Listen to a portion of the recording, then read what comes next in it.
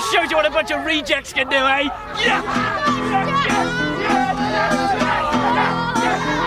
Ladies and gents, I'm sure you've learnt by now that this isn't your standard, normal football YouTube channel. We obviously visit games, we visit random games like 4th Division German teams, see them get promoted and pitch invade, but we also change it up. We do a lot of random videos, but I think today is going to be the most random of them all, because today I'm here outside Willesden, is that how you say it? Sports Centre, to reminisce, to get all nostalgic about what I feel is one of the best kids TV shows of all time.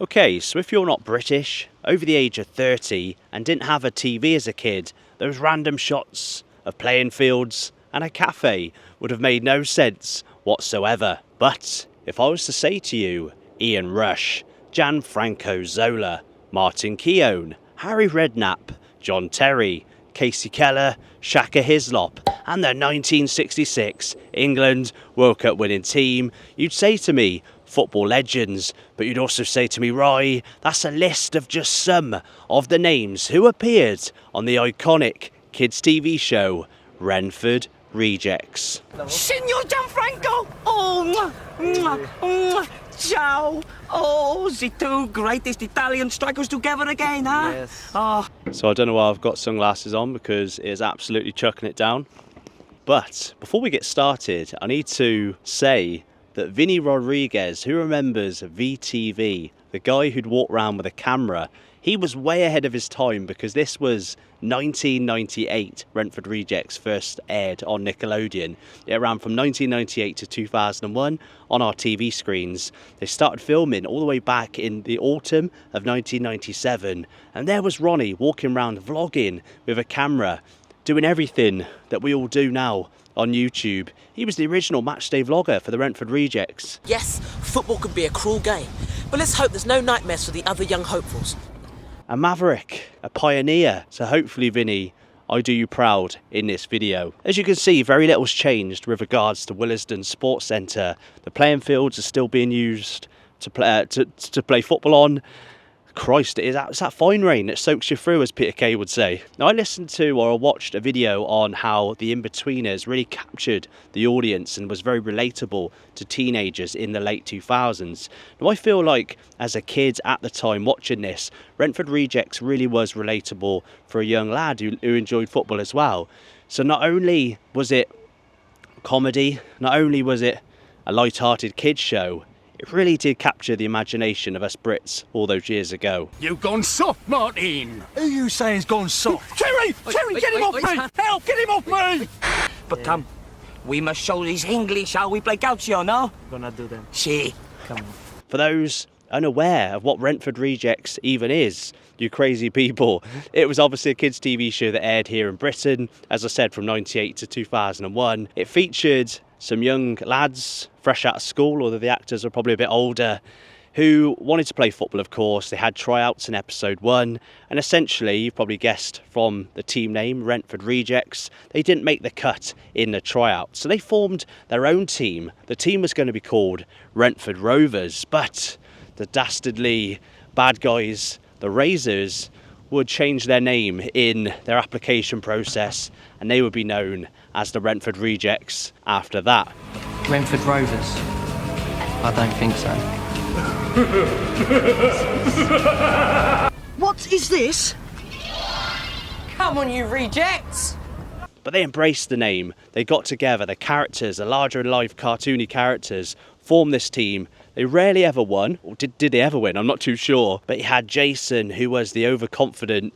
A lot of people say he was like Jay Cartwright off the In-Betweeners, prior to Jay Cartwright was even a character. He was kind of full of it, overinflated ego, and he would lie quite a bit. But I've read an interview with the actor who played him, speaking about how the producers wanted almost a cartoon come to life.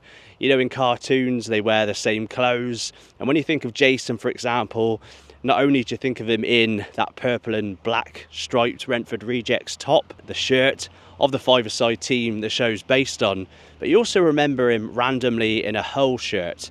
Now, a lot of people are quite confused by that. Why did Jason, who had quite a strong sort of London accent, why did he wear a Hull shirt, which is like miles and miles away from where this is filmed? Apparently, it's because Jason's dad played for Hull, or at least in their reserves or something, and Jason looked up to his dad and wanted to replicate his dad's footsteps and obviously become a footballer. So obviously he'd wear the Hull shirts as a tribute to his dad, who would play for Hull. Now, I've got my notes. Firstly, as iconic as the theme tune is, Australia by the Manic Street Preachers, we're very much not in Australia. As I said, we're in London. So it's such a random choice of a theme tune, but I think we'll all agree that the music used in Renford Rejects was absolutely fantastic. I get knocked down, but I get up again. And who can forget Club to Death? Every time the Razors, the bad guys, Renford Rejects' nemesis, every time they'd come on screen, you'd hear Club to Death. Hey, what are you doing? What's this shirt? What shirt? So the basis, we're just going to wander around here, by the way, and we are going to go to what was Graceland. We're going to go to where Eddie and Priscilla would run the cafe where all the kids, the Rejects, would spend their time away from here. We're going to go and check out what that place is looking like now in 2024. You've got Ben, the goalkeeper, who refuses to wear his glasses and can barely see. You've got Jason, as we've mentioned, overconfident. You've got the manager of the Renford Rejects, who started off trying out in those tryouts, who got injured by one of those dastardly Razors, Stuart. Did you ever hear of Roy of the Rovers moaning about his hair? He starts off being quite posh. That accent kind of fades away as the series progresses. You often see him wearing a Chelsea shirt. Then you've got Barry Grade, who we know as Bruno Di Gradi. You've got to remember, this is off the back of Football Italia. Italian football was massive in the 90s, and Bruno idolised players such as Zola and Ravanelli and so on. So you'd see Bruno with his fake Italian accent wearing the Italy shirt. You've got Ronnie Supra, whose dad's plumbing company would sponsor the front of the Renford Rejects shirts, Supra Drain. You've got Robin as well, the girl from Series 1. I think she was in it a little bit after Series 1 as well. It's a girl! It's Robin Walker! She's brilliant! Oh, no way. I know what you're thinking, and the answer's no. Well, look, she's a classy player. And she looks cool. But she does leave Renford Rejects in Series 1 at the end because she gets picked up by Chelsea women's team. Fair play, Robin. She's one of the only good players on the team, but obviously she's a girl, and this is the 90s.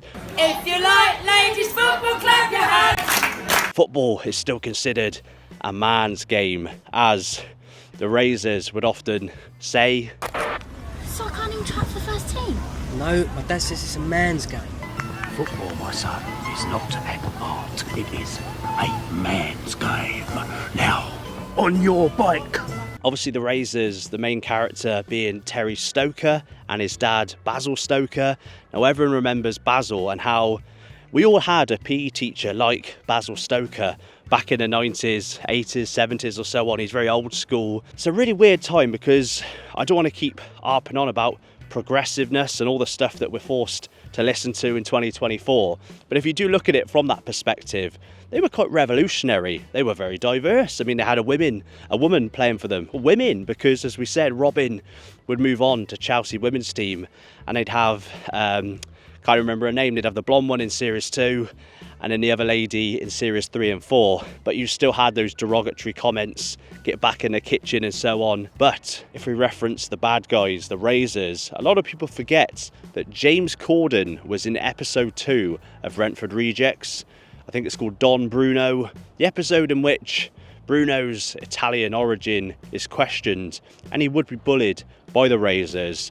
A young James Corden would play Terry Stoker's mate, a fellow Razor, and he'd very much get involved in the bullying. Now, say what you want about Gavin and Stacey's James Corden, but he definitely came from humble beginnings with regards to his acting career. You do see faces, familiar faces pop up. As we said in the intro, not only have you got kind of iconic footballers, and you might think, how on earth did they agree to take part in a kids' TV programme? But you also had actors like, well, not even actors, you had like David Baddiel from the Three Lions It's Coming Home song, the comedian who was probably at the peak of his stardom around that time. Okay, so doing research for this video, I watched an episode where Stuart resigned as manager of the Renford Rejects, and VTV, Vinny with a camera, was walking along this road here. At least I'm pretty sure it is this road, because behind me over here, behind the fence, are the playing fields we've just been on.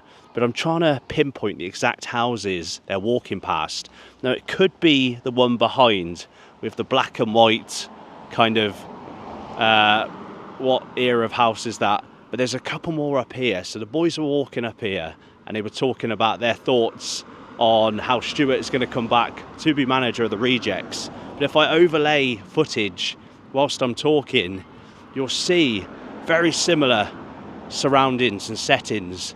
I mean, you've got the black and white house behind me over here, and obviously you've got those hedges over there with the playing fields behind. A bit sad really, but a 10-year-old Roy would have loved this. It's got to be the street, hasn't it? It's got to be. After prolonged disagreements with the players of the Renford Rejects, I have decided to terminate my contract and concentrate on my own career. Yeah, this is definitely the street, because I've just checked the episode and Stuart is stood doing a press conference right outside this house here. You can see it's got a weird, slightly low window. It's obviously changed a lot in 30 years, but yes, this is the exact road. Come on. So I've binned the microphone off. If Vinny Rodriguez can film on an old handheld black and white camera, surely I can film like this. Ladies and gents, let us know in the comments below what were /are your favourite Renford Rejects moments. I mean, for me, the 1966 England World Cup winning squad being on a programme like this was absolutely class. Even as a kid, I really enjoyed that episode. But let's get over now to where a lot of the scenes were set at what was Graceland, the cafe. I think it is still open. It did close it's closed a few times. It did close prior to lockdown, but I think it's reopened up as a bit of a bite-to-eat place, a cafe.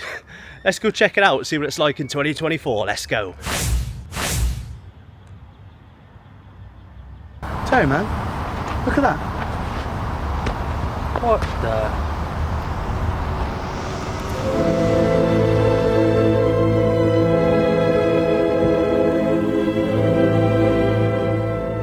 It's good to see that around 25 years later, the same place which hosted the best kids TV show of all time still hosts five-a-side football. Maybe, just maybe, the Renford Rejects still play here.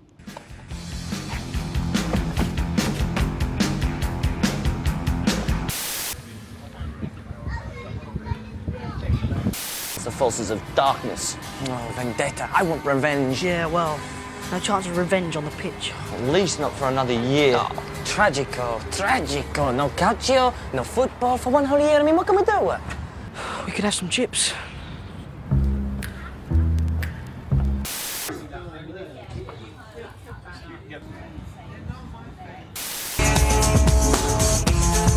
It'll be brilliant, I promise you. Wow. How ironic is this? There is a parking suspension on this road, and I thought I'd have a little look. I don't know if you saw that. They're actually closing this road, and the shop, the cafe behind me with the blue kind of awning, which was Graceland, which is where Renford Rejects was filmed. And on the door of the cafe, it actually says that tomorrow it is going to be closed for filming. So who knows, maybe Renford Rejects is making a return. Maybe they're filming tomorrow a new Series 5 of Renford Rejects. We can all dream, can't we? So what I'm going to do, the cafe is open today. Maybe I've timed it quite right. Would have been interested tomorrow. I'm not going to come back, about 2.5 hour drive. But let's get inside what was the cafe for Renford Rejects. Let's go and check out the food, shall we? Right then guys, so I have been inside. I'm not going to start filming in there until I've had my food.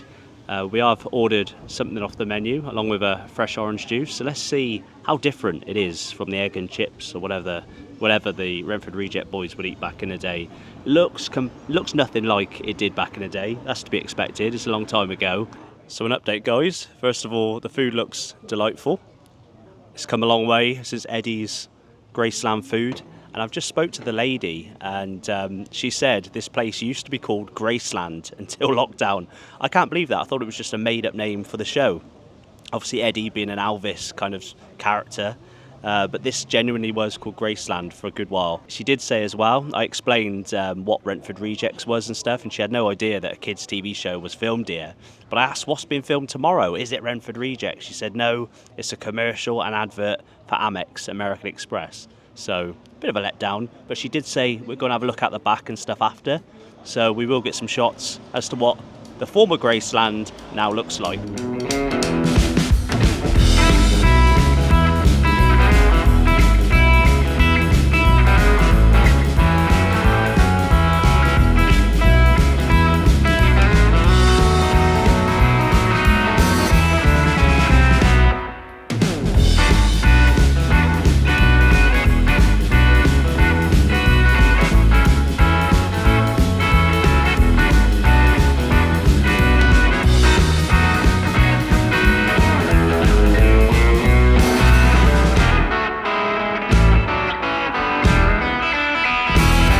There's actually a terrace, sort of a smoking area at the back as well. I can't remember off the top of my head them actually filming that here for Renford Rejects, but as you saw in there, it's so different, completely different from what Graceland was, or at least was in the late 90s.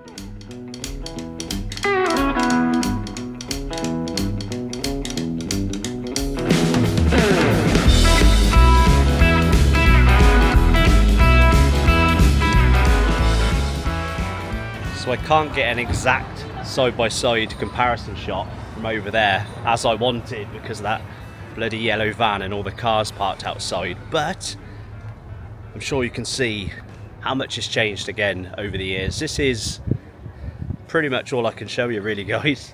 This has been the Renford Rejects filming locations in 2024. If you've enjoyed the video, tap that like button, subscribe if you're new, and I'm off now to Barnet Football Club. Let's go and check out the home of the Bees. Let's go.